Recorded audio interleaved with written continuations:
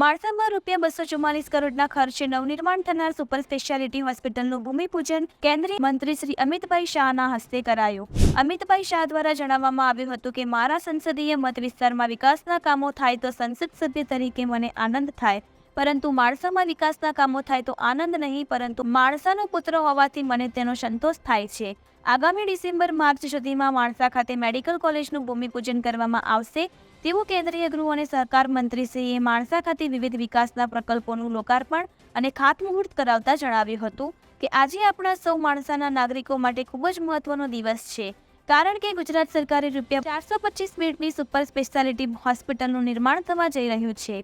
આ હોસ્પિટલ આવનારા 25 વર્ષ સુધી માળસાના નાગરિકોને સ્વાસ્થ્યને લગતી તમામ જરૂરિયાતો પૂરી કરશે। તેની સાથે સાથે માળસા નગરપાલિકાના વિવિધ ₹329 કરોડના કામોનું આજે ખાતમુહૂર્ત અને લોકાર્પણ આજે કરવામાં આવ્યું છે। તેમજ માળસા ખાતે આવેલ ચંદ્રાસર માલણ તળાવ ખાતે 16 તળાવને જોડવાનું કામ કરવામાં આવ્યું છે। ખેડૂતોને સારું પાણી અને સારી જમીન મળે તો માળસાના ખેડૂતો ધારે તો સોનાના નળિયા નાખી તેટલા પૈસા કમાઈ શકે તેમ છે તેવો વિશ્વાસ પણ વ્યક્ત કર્યો હતો। વધુમાં જણાવ્યું હતું કે માળસામાં આવતા ડિસેમ્બર પહેલા મેડિકલ કોલેજનું ભૂમિપૂજન કાર્ય કરવામાં આવશે। આ મેડિકલ કોલેજ માળસાની સાયન્સ કોલેજના સંકુલમાં બનાવવામાં આવશે। માળસાની હોસ્પિટલ અડધી બનશે ત્યાં સુધી કોલેજ બનાવવાનું પણ કામનો આરંભ થશે। માળસાની મેડિકલ કોલેજ બનીને પૂરી થશે અને બીજું કે ત્રીજું સેમિસ્ટર આવશે ત્યાં સુધી ગુજરાતીમાં પણ મેડિકલ કોલેજનો અભ્યાસ કરવાનો આરંભ માળસાથી થશે।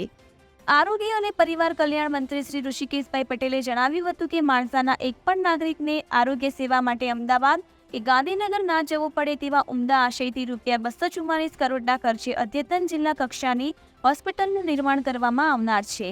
આ હોસ્પિટલમાં કિડની, હૃદય જેવી અનેક અદ્યતન આરોગ્ય સુવિધાઓ આપવામાં આવશે।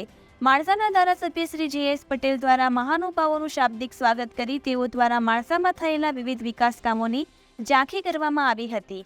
આ પ્રસંગે ગાંધીનગર જિલ્લા પંચાયતના પ્રમુખ શ્રી શિલ્પાબેન પટેલ, મહેસાણાના સાંસદ શ્રી હરિભાઈ પટેલ, રાજ્યસભાના સાંસદ શ્રી મયંક નાયક, કલોલના ધારાસભ્ય શ્રી લક્ષ્મણજી ઠાકોર, દહેગામના ધારાસભ્ય શ્રી બલરાજસિંહ ચૌહાણ, માળસાના પૂર્વ ધારાસભ્ય શ્રી અમિતભાઈ ચૌધરી, ગાંધીનગર જિલ્લા ભાજપ પ્રમુખ શ્રી અનિલભાઈ પટેલ સહિત મોટી સંખ્યામાં માળસાના નાગરિકો ઉપસ્થિત રહ્યા હતા।